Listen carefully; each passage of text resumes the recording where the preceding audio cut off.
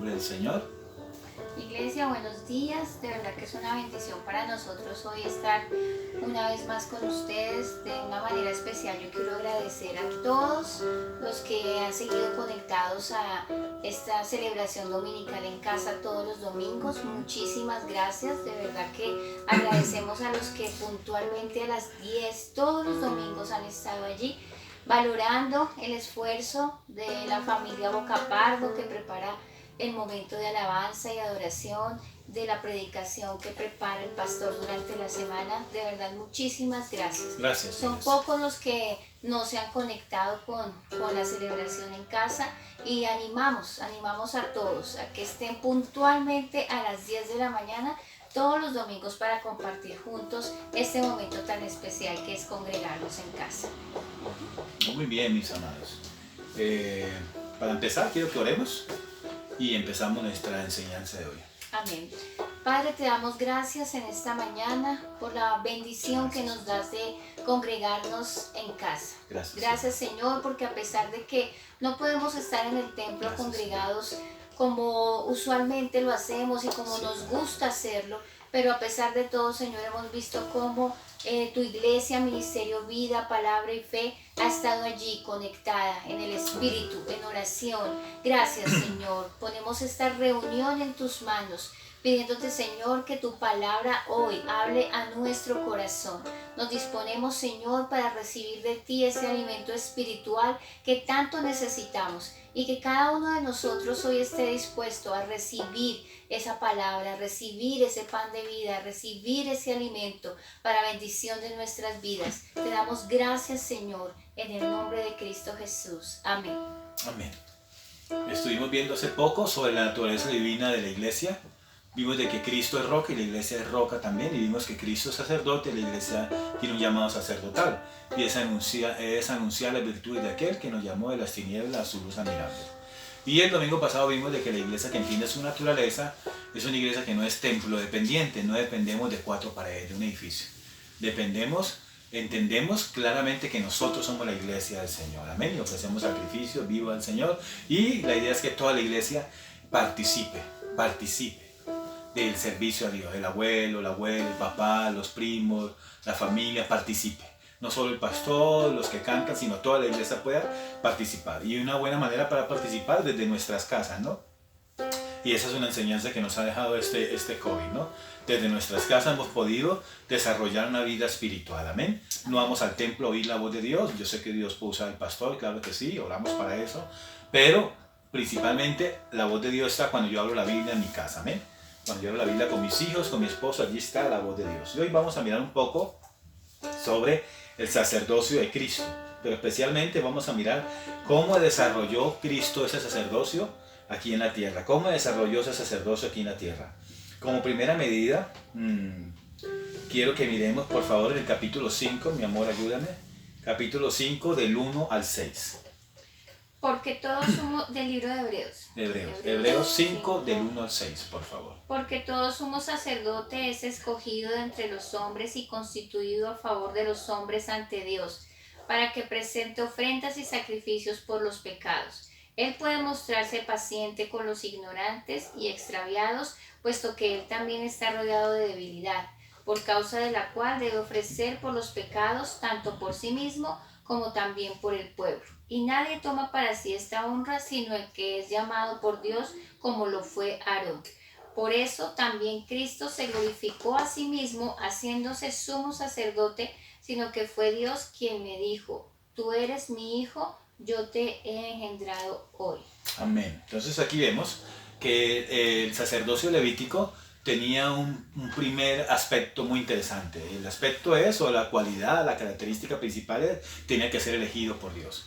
Muy bien, vimos aquí en clase anterior en el libro de Éxodo que escribió Moisés, que Dios llamó a ser sacerdote a todo Israel lo llamó a ser sacerdote, pero ellos desobedecieron, y luego cuando hacen el becerro de oro, es más, en el momento de la Pascua, los que hacen el sacrificio del cordero son los padres de familia. No hay sacerdote, los mismos papás participan del sacrificio de la Pascua, ¿no? ¿Sí recuerdan?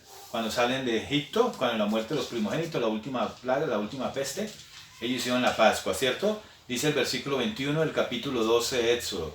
Y Moisés convocó a todos los ancianos de Israel y les dijo: sacad y tomaos corderos por vuestra familia y sacrificad la Pascua. Luego vimos cómo en Éxodo 19 Dios escoge a Israel para que sean sacerdotes, un reino de sacerdotes y gente santa. 19:6. Pero ellos desobedecen y desprecian eso, ¿cierto? Y no reciben ese llamado, no escuchan ese llamado que Dios le está haciendo. Y ellos hacen el becerro de oro. Allí es cuando Dios escoge solamente la tribu de Leví. Capítulo 32 de Éxodo, versículo 26. Escoge solamente la tribu de Leví. Luego los de la tribu de Leví, desde Aarón, los hijos y la descendencia, ellos eran escogidos por herencia, ¿sí? Por un legado, por una familia, por lo que llaman hoy el pedigrí, ¿no? Lo que llaman eso, ¿no? El status quo, ¿no? La altura, la alcurnia, pues la cuna de oro. No, Cristo no fue escogido por descendencia. Cristo fue escogido porque fue elegido primeramente por Dios para esta labor, ¿cierto? Amén. Y esa es una manera de que Cristo desarrolló su sacerdocio. Fue por elección. Por eso a la edad de 30 años de edad empieza a desarrollar su función sacerdotal, digámoslo así. Pero la mayoría, en los evangelios, la mayoría de cristianos no conocen esta función de este ministerio de Cristo. Conocen que Cristo es el buen pastor, que Cristo es el profeta, el apóstol, todo ese asunto, pero que es el rey. Pero no conocen la labor y mucho menos entienden que el orden levítico o el orden de Melquisedec, según vamos a ver hoy también. Entonces, primeramente fue escogido por Dios para esta labor. Salmo 2:7, por favor. Estas son dos citas bíblicas que toma el autor de los Hebreos, que tiene en mente para mostrar su argumento por qué Cristo es sumo sacerdote. Salmo 2:7. Yo publicaré el decreto, Jehová me ha dicho, mi hijo eres tú, yo te engendré hoy. Muy bien, ¿cuándo se cumplió esta palabra? Cuando el bautismo del Señor, ¿recuerdan? Jesús está bautizando allí y Juan el Bautista sale allí a bautizarlo, y cuando está bautizando viene la voz del cielo. ¿Recuerdan? Este es mi hijo amado, ¿cierto? Y hay otras ocasiones también que ocurre lo mismo. Pero esto se cumple allí, mostrando de que Dios fue escogido para esta labor, amén. Él es el sumo sacerdote, amén. Y desde el versículo 7 al 10 del capítulo 5, vemos, leámoslo por favor. Y Cristo en los días de su vida terrena ofreció ruegos y súplicas con gran clamor y lágrimas al que lo podía librar de la muerte, y fue oído a causa de su temor reverente. Y aunque era hijo, a través del sufrimiento aprendió lo que es la obediencia, y habiendo sido perfeccionado, vino a ser autor de eterna salvación para todos los que lo obedecen, y fue declarado por Dios sumo sacerdote según el orden de Melquisedec. Amén, amén. Aquí vemos que Jesús se hizo hombre, vemos de que la segunda persona de Trinidad era de carne y hueso, y él experimentó cosas muy difíciles. Y la que él narra exclusivamente aquí es la situación que Cristo vivió en el Getsemaní, cuando él tenía que morir por la salvación de nosotros como los pecadores, ¿no?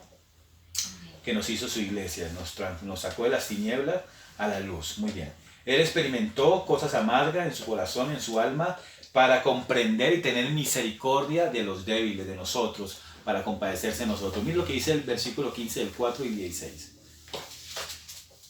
De Hebreos 4, 15 y 16.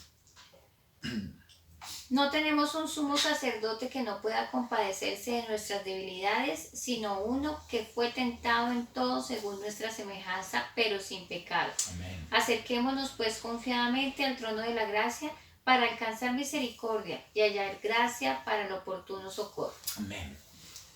Tremendo, ¿no? Cómo Jesús muestra misericordia, se compadece. Jesús habló en la bienaventuranza, el que es misericordioso alcanza misericordia, ¿no?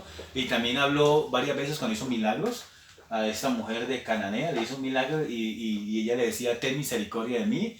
Los dos ciegos le decían, ten misericordia de mí, y les dio la vista al Señor. El leproso también le sanó, le enderezó su brazo, le sanó su mano, y él clamaba misericordia. Muy bien. Si no estoy mal, y hay otros pasajes de la Biblia también que hablan como Jesús mostró misericordia. Es eso, Él habitó en un cuerpo humano de carne y hueso, se hizo hombre, la segunda persona de la Trinidad, para adquirir esas experiencias amargas, para tener misericordia de nosotros. Entonces vemos, esta es la parte terrenal humana. Dice que Él está llorando, dice que Él está clamando, dice que ¿por qué? Para que Dios lo librara de la muerte, ¿cierto? Que lo podía librar de la muerte. Él iba en la cruz del Calvario a padecer. ¿Y Dios escuchó esta oración? Claro que sí. ¿Qué hizo el Señor? Dios Todopoderoso, Dios Padre, lo levantó entre los muertos al tercer día. ¿Recuerda lo que dice la Escritura? Ni la muerte lo podía detener. Más adelante vamos a ver, porque tenía una vida indestructible. Era el Hijo de Dios, es el Hijo de Dios. Amén. Amén. Y consiguió una eterna salvación para nosotros. Amén. Una eterna salvación, dice el versículo 9. Pero dice ahí en el versículo 7 al final, que Dios lo escuchó a causa de su temor reverente. Un temor reverencial hacia Dios. Y eso es lo que tenemos que tener. Y eso es lo que vemos hoy. Hay personas que le tienen más miedo al COVID que a Dios. Más miedo a las situaciones que están viviendo, a la misma muerte, que a Dios. Y hay que tenerle miedo ¿a quién? Al Dios que puede condenar nuestra alma. No al que nos puede quitar la vida, porque puede matar, tocar nuestro cuerpo, pero no nuestra alma. Dios sí puede tocar nuestra alma. Hay que tener un temor que reverente. Y eso es lo que necesitamos, vivir en esta situación ya final que estamos viviendo los últimos días por la fe de lo del COVID. Tenemos que tener un temor reverente delante de Dios. Y eso es lo que hace una iglesia sacerdotal, amén. Adquiere experiencia, ¿cierto? Aquí en la tierra, ¿cierto? Todos hemos pasado momentos difíciles, todos somos de carne y hueso. Todos hemos pasado momentos de enfermedad, momentos de escasez, momentos de crisis de fe, digámoslo así. Pero esa es la labor, como Cristo soportó para comprender a los demás. Esa es la idea, tener misericordia de los demás. Cuando ellos pasen por eso, nosotros tener misericordia porque Dios nos sacó de allí, sabemos en quién hemos creído. Amén. Muy bien, este es el ministerio sacerdotal. Ahora vamos a mirar otra partecita del ministerio del sacerdocio de nuestro Señor Jesucristo. ¿Ok? Otra partecita. Pero antes de eso, miremos. Primero, Jesús, este escritor, el autor de los Hebreos, ¿qué tiene en mente? La evidencia que Cristo está en el Getsemaní. Entonces él muestra como cuando Jesús está en el Getsemaní, está orando, está suplicando, está rogando a Dios que tenga misericordia, ¿cierto? Hay un grito de angustia por las dificultades que está viviendo, ¿cierto? El Getsemaní. 2, ¿qué más dice? Dice que aprendió las dificultades con un temor reverente, ¿cierto? 3, fue perfeccionado. Eso es lo que Dios está haciendo. Nos está perfeccionando en este momento que estamos viviendo. Está puliendo nuestro carácter, ¿cierto? Nuestra vida de oración, nuestra dependencia de Él. Está formando nuestra fe, está desarrollando nuestra vida espiritual. Estamos en el momento del examen. Vamos a mirar qué nota sacamos. Esperemos que saquemos la mejor nota. No B ni A de aceptable, sino la S, la de sobresaliente. Amén. Y por último, alcanzó una salvación eterna. Amén. Dios nos puso a salvo en el tiempo y en la eternidad. Estamos a salvo con Cristo. Amén. Tremendo lo que hace el ministerio sacerdotal. ¿Nos dio qué? Salvación eterna para siempre. Amén. Nos va a llevar a los cielos. Bendito sea el nombre del Señor. Miremos cómo desarrolla su ministerio sacerdotal aquí, en el ahora y en los cielos, según el orden de Melquisedec. Pero yo quiero repasar unas cositas desde el segundo punto, más sobre lo que hizo Dios en la tierra. 1. Se ofreció a sí mismo a Dios por nuestros pecados. ¿Sí? Este es un estudio muy completo, muestra algunos aspectos. Este es el primero. 2. Hizo propiciación por nuestros pecados. Tremendo, todo lo que hizo el Señor aquí en la tierra, ¿no? Efectuó la purificación de nuestros pecados, nos santificó con su sangre mediante la ofrenda de su cuerpo, como vamos a ver más adelante. No ofreció un cordero, Él se ofreció Él mismo, su propia sangre, y no por sus pecados, sino por nosotros. Es interesante eso. Nos hizo perfectos por medio de su ofrenda. Consumó con su sangre un nuevo pacto para nosotros. Todo hizo el Señor Jesús, hizo eso por nosotros, amén, aquí en la tierra. Nos legó el Nuevo Testamento, gustó la muerte por todas las cosas. ¿Qué más dice? Destruyó al diablo en la cruz, también habla de eso en la palabra del Señor. Nos libró de la esclavitud, del temor a la muerte. Inauguró el camino de la cruz. Tremendo eso, ¿no? Ahora vamos a mirar lo que pasó en los cielos. En el capítulo 7, por favor, vamos a mirar un poco el sacerdocio según el orden de Melquisedec. ¿Cómo desarrolló su ministerio sacerdotal nuestro Señor Jesucristo según el orden de Melquisedec? lo desarrolla hoy en los cielos, sentado a la diestra del Padre. Un sacerdote no puede sentarse, siempre estaba de pie en el lugar santísimo, pero Cristo entró al lugar santísimo y se sentó, porque culminó con perfección su obra. Muy bien, Hebreos 7. Este Melquisedec, rey de Salem, sacerdote del Dios Altísimo, hasta el 3. Salió a recibir a Abraham, que volvía de la derrota de los reyes, y lo bendijo. A él asimismo dio Abraham los diezmos de todo. A Melquisedec no. Melquisedec significa primeramente rey de justicia y también rey de Salem, esto es, rey de paz. Nada se sabe de su padre, ni de su madre, ni de sus antepasados, ni tampoco del principio y fin de su vida. Y así, a semejanza del Hijo de Dios, permanece sacerdote para siempre. Muy bien, vamos a mirar entonces qué tiene en mente el autor de los Hebreos. Hay algunas ideas principales que él tiene en mente, las escribe aquí en el capítulo 7 de Hebreos. Muestra a Cristo como el prometido, ¿cierto? Como el único que puede alcanzar este estatus, como el único que puede medir esta exigencia de la palabra del Señor. Jesús es el prometido sumo sacerdote según el orden de Melquisedec. Podemos ver primeramente que el sumo sacerdote, según estos versículos del 1 al 3, el sumo sacerdote no depende de genealogía. Este Melquisedec aparece, la cita original está en Génesis, ¿no? Capítulo 14, ¿no? Leámoslo un poco. Aparece la cita original cuando Abraham viene de la pelea contra los reyes de Sodoma y de Gomorra, vence librando a su sobrino Lot, y cuando viene ya hacia su casa se le aparece este personaje misterioso, sin principio y sin fin, y vuelve y desaparece, y le ofrece pan y vino, lo alimenta, y Abraham saca los diezmos, y este personaje incógnito, misterioso, lo bendice a Abraham. Abraham, el padre de la fe. Estamos hablando el abuelo o bisabuelo de Leví, de la tribu de los Levís. Muy bien. Entonces, este hombre es llamado el rey de justicia y el rey de Chalén, Chalón o Chequiná, la misma palabra. Es así. Por ejemplo, si en Estados Unidos hacen justicia, hay paz. Si meten a toda esa gente que asesinó a este hombre, cuando logran ser justos, hay verdadera paz. Cuando no hay justicia, no hay paz. La gente está inconforme, lo que estamos viendo, es una falsa paz. Y este rey es completo, es justo y es pacífico. Y es Melquisedec. Y dice allí que este sumo sacerdote, el autor de los Hebreos está diciendo que este sumo sacerdote, el que está hablando, es igual a Jesús. Él ve que se cumple esto en Jesús. Jesús es el rey de paz y el rey de justicia. Amén. Y él es el único que no depende de ninguna genealogía, porque para ser sacerdote tiene que ser levita, tiene que ser de la tribu de Leví, y Jesús no era de la tribu de Leví, Jesús era de la tribu de Judá. Era un rey de la tribu de los reyes, pero no era levita, no era llamado, digámoslo así, de heredado, que le hubiera dejado de herencia. No, él fue elegido por Dios, como lo vimos en el punto anterior, pero además de eso, de ser elegido por Dios, él no depende de genealogía, sino de lo que es él mismo. Tremendo eso, y eso es lo que muestra aquí. Él es sacerdote porque él tiene un contenido. ¿Qué hizo Jesús para agradar tanto al Padre? Vivió una vida tan perfecta, nuestro Señor Jesucristo, que a la edad de 30 años, antes de hacer un milagro, una sanidad, ya Dios Padre había dicho: este es mi Hijo amado en el cual tengo complacencia. Jesús es el sumo sacerdote que no depende de genealogía, sino de él mismo. Lo vimos ahí. 2.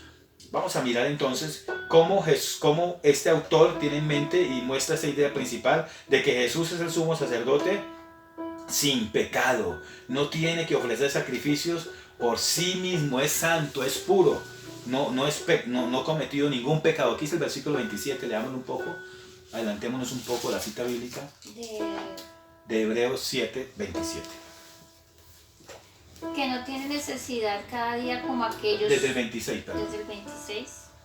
Tal sumo sacerdote nos convenía, santo, inocente, sin mancha, apartado de los pecados y hecho más sublime que de los cielos, que no tiene necesidad cada día como aquellos sumos sacerdotes de ofrecer primero sacrificio por sus propios pecados y luego por los del pueblo, porque esto lo hizo una vez para siempre, ofreciéndose a sí mismo.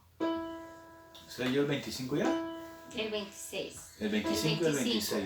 Por eso, el 25, por eso pueden también salvar perpetuamente a los que por él se acercan a Dios, viviendo siempre para interceder por ellos. Ok. Entonces dice que es santo, ¿Qué más dice? Que es santo, inocente, versículo 26, sin mancha, apartado de los pecadores y hecho más sublime que los cielos, que no tiene necesidad cada día, como aquellos sumos sacerdotes, de ofrecer primero los sacrificios por ellos mismos. ¿Qué hacía el sacerdote? Se quitaba sus vestiduras especiales, especialmente sumo sacerdote, se colocaba solo una vestidura de lino blanco, fino, y iba y se lavaba las manos y los pies y ofrecía su cordero, su mejor cordero. Él lo compraba con su mismo dinero y ofrecía por su pecado. Eso es lo que hacía el sumo sacerdote en el Antiguo Testamento, en el lavacro. Ofrecía sacrificio hasta que era quemado, digamos así, el holocausto, el sacrificio que ofrecía el sumo sacerdote quedaba en cenizas por su mismo pecado. Y ese cordero significaba, cuando todo el pueblo pecaba, traía un cordero muy similar al que daba el sacerdote por su solo pecado. Imagínese usted, el pecado del sacerdote era igual al pecado de todo el pueblo. Tremendo eso, ¿no? Y era consumido por el fuego hasta que quedara, ¿qué? Cenizas. Y él tenía que colocar allí, colocar sus manos sobre la cabeza del sacrificio. Y él sentía cuando, por causa de su pecado, este animalito iba a morir por él, como símbolo de su pecado. Él era responsable de morir, pero él quedaba con vida, pero moría su animalito, su víctima. Cristo no ofreció ninguna víctima. Cristo no ofreció ningún cordero. Él es el cordero. Él se ofreció a sí mismo. Por eso es superior este nuevo sacerdocio, ¿cierto? Dice allí en el versículo 12, dice, porque cambiado el sacerdocio es necesario que haya también cambio de ley. Habla, él da argumentos, el autor de los Hebreos. Puede ser Pablo, puede ser Apolo, puede ser Bernabé, no sabemos. Antiguamente se sabía que era el apóstol Pablo, pero hoy en día dudan mucho de eso. Pero mis amados, muestra de que hubo un cambio, muestra de que Jesús cumplió a perfección este sacrificio, ¿cierto? Y muestra de que el orden de Aarón, el sacerdocio levítico, acabó y fue necesario reemplazarlo por un nuevo sistema, ¿cierto? Que nos llevara a Dios. ¿Cuál era la labor del sacerdote? Acercarnos a Dios. ¿Y se cumplió? No se cumplió, porque cada vez estaba más lejos de Dios. El pecado nos apartaba de Dios. El único que nos acerca a Dios es Cristo Jesús. Amén. Amén. Es Cristo Jesús, nuestro Señor, nuestro sumo sacerdote. Muy bien, Él no depende de genealogía. 2, Él no tenía pecado y no tiene que ofrecer sacrificios por sí mismo. 3, Jesús es el sumo sacerdote porque al ofrecerse a sí mismo hizo un sacrificio perfecto y abrió un camino nuevo hacia Dios para siempre. Miren lo que dice el versículo 26 y 27. ¿Del capítulo 7? Sí, otra vez, sí. 26. Tal sumo sacerdote nos convenía, santo, inocente, sin mancha, apartado de los pecadores y hecho más sublime que los cielos, que no tiene necesidad cada día, como aquellos sumos sacerdotes, de ofrecer primero sacrificios por sus propios pecados y luego por los del pueblo. Porque esto lo hizo una vez para siempre, ofreciéndose a sí mismo. Amén. Ya no hay que hacer más sacrificios, digamos así, de llevar cordero. Ahora nuestros sacrificios son espirituales. La iglesia ofrece sacrificios espirituales. ¿Qué sacrificio entonces está haciendo Jesús hoy en día en el cielo? Ninguno. ¿Cuál es su labor? Vamos a mirarlo ahorita. Interceder, orar, ponerse a favor de su iglesia, de sus hijos, de sus amados. O sea, nosotros en Cristo Jesús, de los que han puesto la fe en el Hijo de Dios. Jesús es sumo sacerdote por eso, porque Él hizo un sacrificio para siempre. Él no tuvo que ir varias veces, como el sacerdote en su vida, iba varias veces al año a ofrecer su servicio, por turno. Eran 42 turnos de los sacerdotes y ofrecían su servicio a Dios. Muchas veces, Jesús solo una vez por siempre.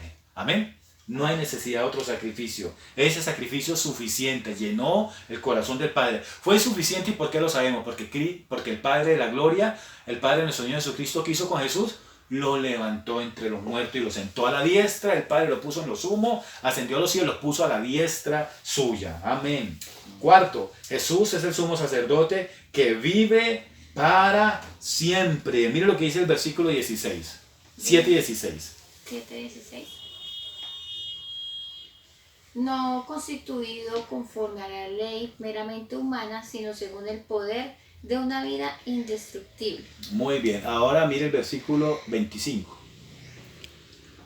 Por eso puede también salvar perpetuamente a los que por él se acercan a Dios, viviendo siempre para interceder por ellos. Amén. ¿Y el 24 qué dice? El 24. Pero por cuanto permanece para siempre, tiene un sacerdocio inmutable, inmovible, incambiable. Lo que hizo Cristo fue, permanece y permanecerá por los siglos de los siglos, por la eternidad futura en el nombre del Señor. Permanecerá. Jesús tiene una vida inquebrantable. Mira lo que dice Efesios 4:18. Ya voy a terminar con esto.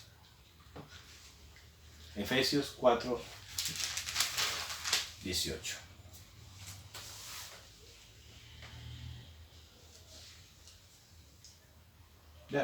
Teniendo el entendimiento entenebrecido, ajenos de la vida de Dios por la ignorancia. Ajenos de la vida de Dios. Es el único texto que habla así. La vida de Dios. Juan 3:16.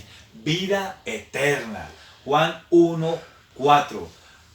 La vida de Dios. ¿Qué dice Juan 1:4? Léalo conmigo, por favor. ¿Cómo es la vida de Dios? Miremos un poco. Es eterna también aquí. Juan 1:4. Inquebrantable, eterna, la vida de Dios. 1:4 que dice, en él estaba la vida y la vida era la luz de los hombres. 3:16. Juan 3:16 también, para recordar un poco. Porque de tal manera amó Dios al mundo que ha dado su Hijo unigénito para que todo aquel que en él cree no se pierda, mas tenga vida eterna. ¿Qué dice Primera de Juan? Ayúdenme a buscar 5:12. Esta vida de Dios es inquebrantable, es indivisible, permanece, nadie la puede corromper, es inatrapable, digámoslo así, es sin límites, digámoslo así, es de Dios, es divina, es una vida de Dios. Es una, ¿qué dice ahí? 5:16. El que tiene al Hijo tiene la vida. El que no tiene al Hijo de Dios no tiene la vida. Amén. La vida de Dios es Jesús. Es Jesús en nosotros. Amén. Y es una vida inquebrantable, eterna, increada, ¿cierto? Es de Dios. Dios, nadie creó a Dios, ¿no? Dios nos creó a nosotros. Esta vida de Dios está hablando, es una vida indestructible. Y ese es el sacerdocio de Cristo. Esa es la gran diferencia. Todos los sacerdotes murieron. Todos los sacerdotes morían. Generación tras generación vivían sus años y morían. Otros no pueden ejercer sacerdocio por defectos, como hay algunas leyes que dicen por algunas cosas que tenían en su cuerpo, pero la muerte los detenía para que siguieran, ¿cierto? A la siguiente generación se levantaba otro y otro por herencia, ¿cierto? Pero Jesús no lo detuvo la muerte. ¿Por qué? Porque su vida es, aquí dice muy claro, una vida indestructible. La vida de Dios es inquebrantable y esa es la vida de Dios que Él ministra en nosotros y en los cielos hacia nosotros. Amén. Jesús intercede por nosotros en los cielos. Es una vida de servicio. Amén. Es una vida de servir a la comunidad, de servir, de ministrar en el santuario. El 8:2 dice ministro del santuario, del verdadero santuario de los cielos. Él traspasó los cielos. O sea, Él ejerció el sacerdocio en la tierra según el sacerdocio arónico, digámoslo así, levítico, superior a eso, pero ahora desarrolla su ministerio en los cielos celestial, digámoslo así, ministrando el verdadero santuario, el original, donde dice que Moisés miró el original para copiar el tabernáculo, ¿cierto? Él desarrolla ya su ministerio, ¿cierto? Está sirviendo y Él intercede, dice, lo acabamos de leer, ¿no? Él intercede por nosotros, versículo 25 al final. También Romanos nos habla de eso y otras porciones de la Biblia. Él es nuestro abogado que nos defiende, amén. Él pelea por nuestra causa, no individual, sino la causa de la iglesia, amén. Por ejemplo, lo que está pasando hoy en día, quieren politizar, ya politizaron el asunto del COVID y el gobierno ya quiere manipular y mandar que la iglesia en tal mes, en tal día pueden predicar. Por favor, la iglesia no es del gobierno, la iglesia no nació por la alcaldía de Bogotá, digámoslo así. La iglesia es de Dios, nació por Cristo Jesús. Él derramó su sangre por la iglesia. Él sí sabe lo que vale la iglesia. Esa gente no sabe, no entiende, pero Él sí entiende y Él peleará por la iglesia y Él hará que pronto nos reunamos en los edificios para seguir predicando el evangelio del Señor. Amén. Él intercede por nosotros y quería que viéramos eso hoy, para entender un poco más sobre cómo Jesús desarrolló este ministerio sacerdotal aquí en la tierra y en los cielos, y cómo nosotros somos llamados también de la misma manera a desarrollar este ministerio sacerdotal. Tremendo eso, ¿no? Lo que vimos en una clase también aquí. El pastorado pasará, la profecía pasará, ¿cierto? El apostolado pasará, pero el sacerdocio no pasará. Lo vimos hasta Apocalipsis, ¿no? Cuando viene a reinar el Señor con su iglesia, dice que venían reyes y sacerdotes de Dios a estar con el Señor, a gobernar por 1000 años. Es un sacerdocio eterno, amén. Vamos a estar siempre con el Señor, ejerciendo ese oficio de adoración, sacrificando alabanza, adoración, sirviendo al Señor, en el nombre del Señor. Mis amados, quiero compartirles esa enseñanza en esta mañana para la gloria del Señor. Y quiero que le demos una oración, que Dios nos ayude y que pronto nos podamos reunir y que Dios bendiga a los hermanos. Hay hermanos que están perdiendo su trabajo, hay hermanos que están buscando un nuevo trabajo, están mirando otras alternativas, están pasando momentos duros económicos. Nosotros estamos también dependiendo de Dios, que Dios nos ayude a depender de Él, amén. La cuarentena pasará, pero su palabra no pasará. Dios está con nosotros. Dios no está en cuarentena, ¿cierto? La cuarentena pasará, pero su palabra no pasará. Eso fue lo que dije, ¿sí? ¿O me equivoqué? Sí. ¿Sí dije bien? Bueno, okay. Mis amados, mis queridos, vamos a orar entonces que Dios nos ayude, ¿cierto? Que Dios nos ayude, nos fortalezca en el nombre del Señor. Oremos por la iglesia, mi amor. Oremos por cada hermano. Padre, te damos Padre, gracias, Señor, en esta mañana, porque sabemos que tú eres ese sumo sacerdote que está sentado allí a la diestra del trono de nuestro Padre, intercediendo por nosotros. Gracias, Señor, por mostrarnos cómo por tu gracia y tu misericordia nos has llamado también a formar parte de ese sacerdocio eterno que vamos a ejercer cuando estemos contigo, Señor. Muchas gracias porque esto terrenal pasará, todo lo que estamos viviendo es temporal, pero lo realmente importante es lo eterno, es lo que tú has preparado para nosotros. Te damos gracias en esta mañana y te pedimos, oh Señor, que tú bendigas de una manera poderosa y sobrenatural a toda nuestra iglesia, ministerio, vida, palabra y fe. De una manera especial, Señor, ponemos a cada familia, a cada hermano y hermana que en este momento, Señor, pueda estar pasando por un momento de tribulación, de escasez, de dificultad familiar, económica o de salud. En el nombre de Cristo Jesús acudimos a ti, porque hoy aprendimos que podemos acercarnos confiadamente al trono de la gracia y hoy nos acercamos confiadamente a ti, creyendo que tú, Señor, estás con nosotros, y de manera especial ponemos todas las peticiones de la iglesia, de cada hermano, de cada hermana, de cada familia, Señor. Tú conoces la necesidad y asimismo sabemos que tú llegas pronto y llegas a tiempo a cada uno, a cada necesidad, respondiendo cada petición en tu soberanía y en tu voluntad, Señor. Bendecimos nuestra iglesia y a cada familia en el nombre de Jesús. Y te clamamos, Señor, para que el orden sea en nuestro país, el orden sea en nuestra ciudad, y tú, Señor, seas interviniendo de una manera sobrenatural para que todo lo que estamos viviendo, Señor, termine, para que toda esta situación de cuarentena, Señor, se termine pronto, y todas las personas que quieren reactivar su economía, los hogares que necesitan salir a Señor, se den de tal manera que podamos restituir, Señor, nuestros derechos también al trabajo, a reunirnos, a congregarnos, Señor. En el nombre de Cristo Jesús, todo lo dejamos en tus manos, creyendo que tú eres poderoso para obrar, Señor, en medio de cualquier circunstancia. Gracias, Dios, por tu palabra y por hoy llenarnos a través de ella. En el nombre de Cristo Jesús. Amén. Amén. Así como Cristo desarrolló su sacerdocio aquí en la tierra, con lágrimas, con clamor, porque en la tierra no se cumple la voluntad del Señor, porque está gobernada por quien sabemos, pero la iglesia persevera y persiste y veremos la gloria de Dios. Amén. Cumpliremos el sacerdocio de Cristo aquí en la tierra y cuando lleguemos a los cielos también. La paz de Dios para todos. Los amamos y los extrañamos en el nombre del Señor. Muchas bendiciones.